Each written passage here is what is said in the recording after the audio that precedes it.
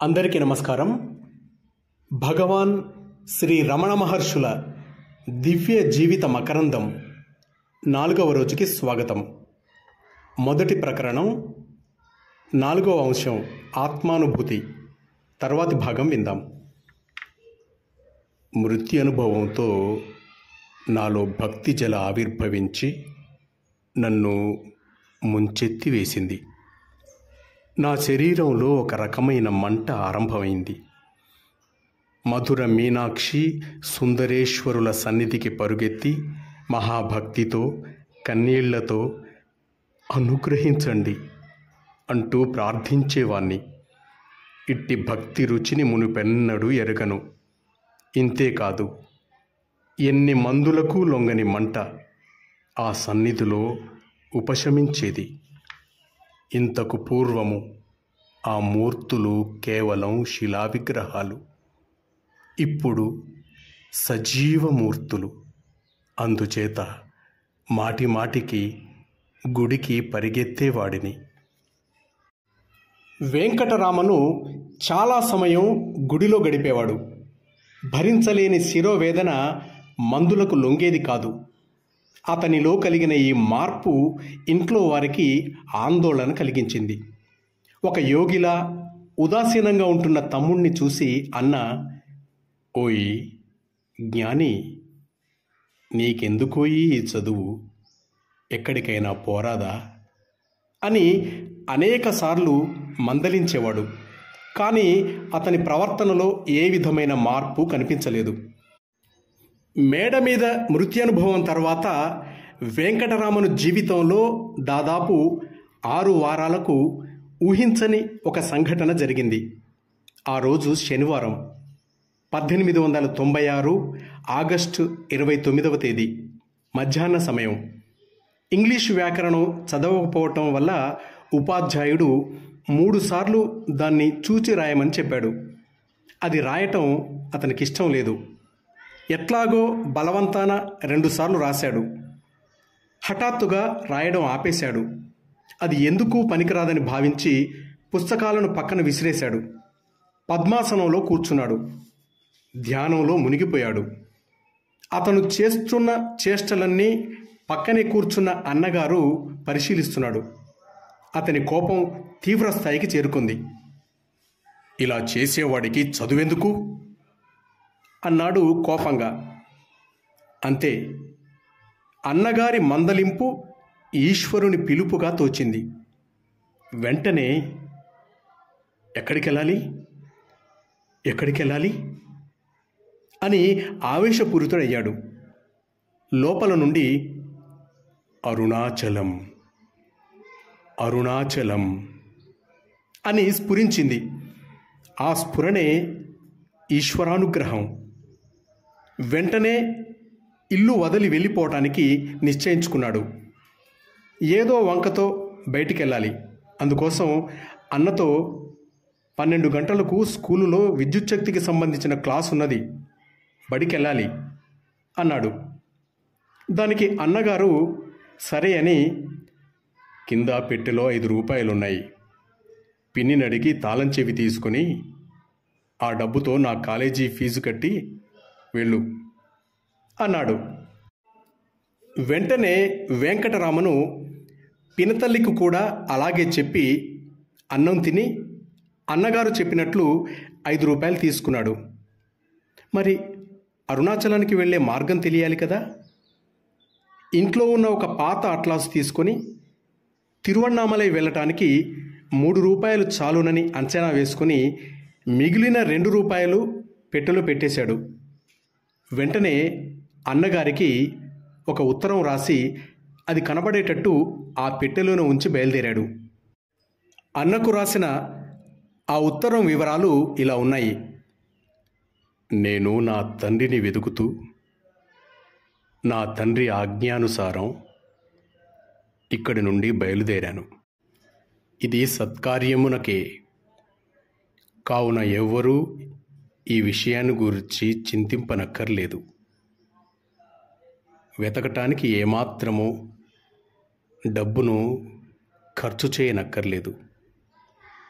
నీ college fee కట్టబడలేదు. 2 రూపాయలు ఇందులోనే ఉన్నాయి. ఇట్లు.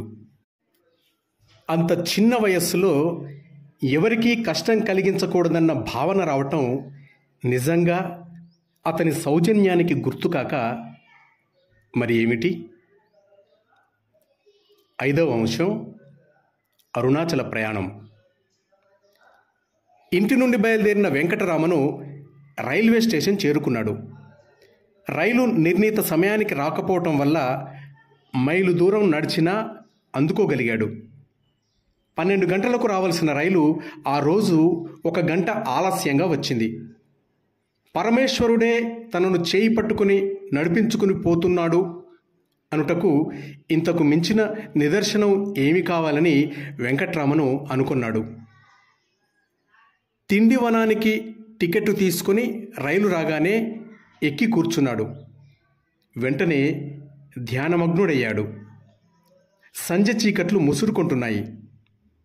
పక్కనే కూర్చున్న మౌల్వి వెంకటరామన్ని పలకరించాడు. అతనితో మాటల వల్ల తిండివనం అనే ఊరు వెళ్ళనవసరం లేకుండానే విల్లుపురం అనే ఊరిలో దిగి తిరువణ్ణామలై వెళ్ళే రైలు ఎక్కవచ్చని తెలుసుకున్నాడు. ఎప్పటితో పాత అట్లాసు చూడడం వల్ల విల్లుపురం నుంచి తిరువణ్ణామలైకి కొత్తగా బ్రాంచి లైన్ వేసినట్టు అతనికి తెలియలేదు. తనకే విధమైన కష్టం కలగకుండా జనకుడు తీసుకుని పోతున్నాడు. లేకపోతే ఈ మౌల్వి ఈ బండిలోనే ఎందుకు ఎక్కాలి? అన్ని విషయాలు అంత వివరంగా అతనికి తెలుపవలసిన పనేమిటి?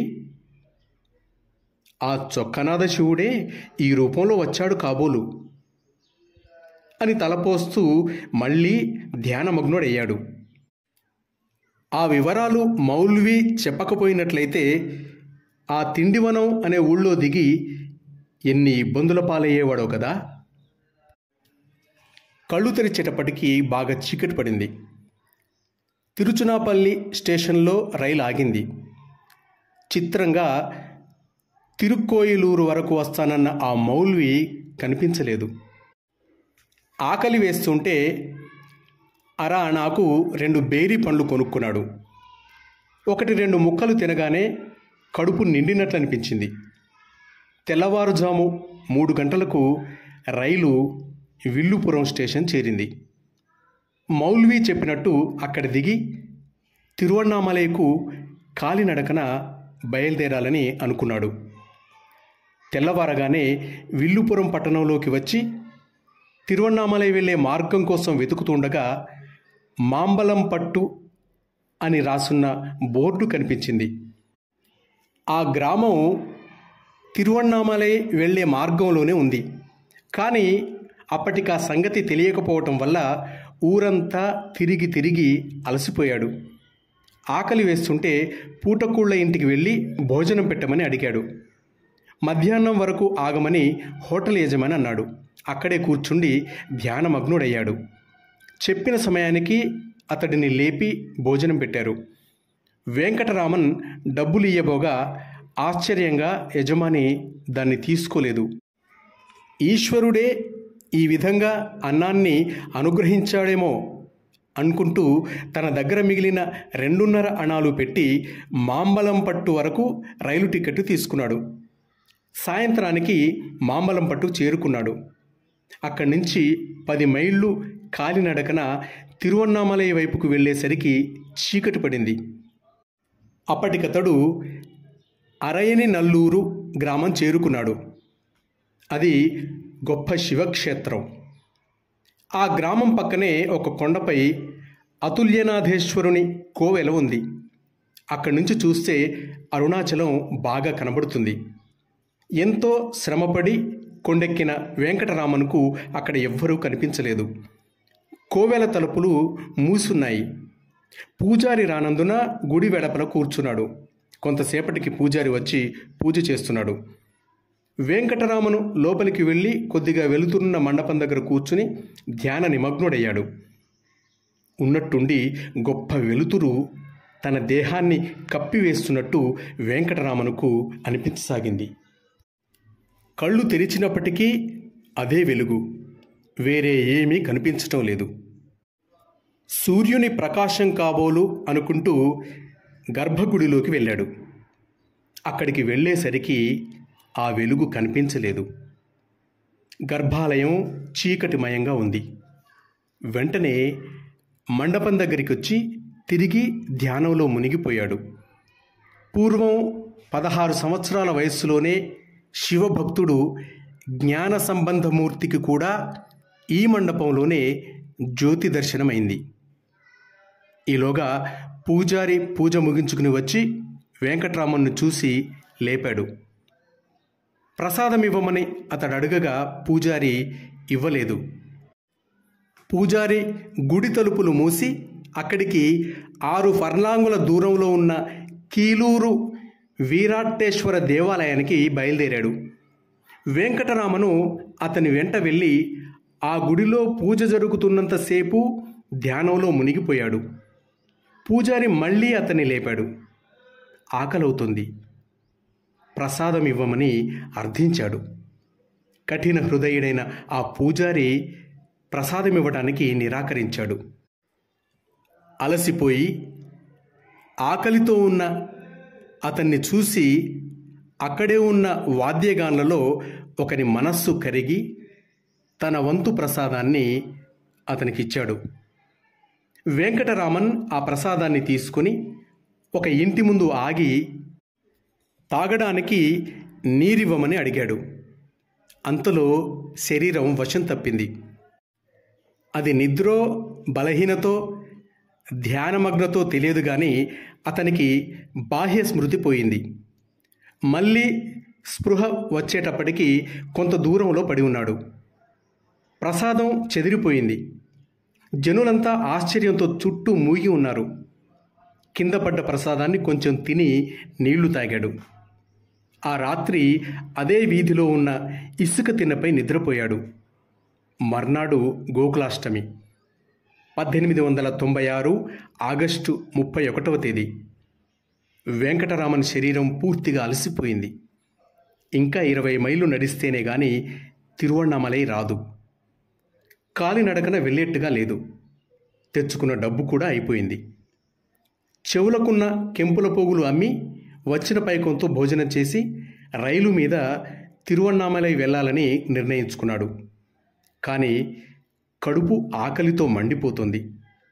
అది ఒక బ్రాహ్మణ వీధి. అక్కడ ఒక ఇంటి ముందు ఆగి భోజనం పెట్టమని అడిగాడు. ఆ ఇంటి యజమాని పేరు ముత్తుకృష్ణ భాగవతార్. తన సోదరి ఇంట్లో లేనందున ఆవిడ వచ్చే వరకు వేచి ఉండమని ఆ భాగవతార్ అన్నాడు. ఆమె వచ్చిన వెనక వెంకటరామన్ని చూసి జన్మాష్టమి నాడు కృష్ణుడే తన ఇంటికి బ్రాహ్మణ బాలక రూపంలో అన్నం అడుగుతున్నాడు అని భావించి వెంటనే వంట చేయడం మొదలుపెట్టింది. కానీ అతని స్థితి చూసి వంట అయ్యేంత వరకు వేచి ఉండలేడని భావించి చలి అన్నాన్నే తినిపించింది. మిగిలిన ప్రయాణానికి కావలసిన పైకాన్ని తన కెంపుల అంటుజోళ్లను ఉంచుకొని తాకట్టుపై 4 రూపాయలు ఇవ్వవలసిందిగా ఆ భాగవతార్ని ప్రార్థించాడు వెంకటరామన్. వాటి నాణ్యతను చూసి 4 రూపాయలు ఇస్తూ అతని అడ్రస్సు తాను రాసుకుని తన అడ్రస్సు అతనికిస్తూ వీలైనప్పుడు వచ్చి విడిపించుకోమని చెప్పాడు భాగవతార్. ఇంతలో వంట పూర్తి చేసి భాగవతార్ చెల్లెలు వారిద్దరికీ రకరకాల పిండి వంటలతో భోజనం పెట్టింది.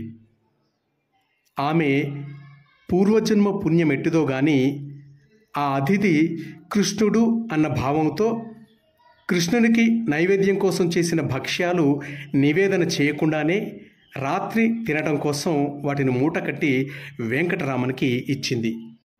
అవి తీసుకుని రైల్వే స్టేషన్కు బయలుదేరాడు. తన వస్తువులను తిరిగి తీసుకునే ధ్యాస లేనందువల్ల భాగవతార్ ఇల్లు దాటగానే అతను రాసిచ్చిన కాగితాన్ని చించి పారవేశాడు. రైలెక్కి 1896 సెప్టెంబర్ 1వ తేదీన తన గమ్యస్థానమైన అరుణాచల క్షేత్రంలో అడుగుపెట్టాడు.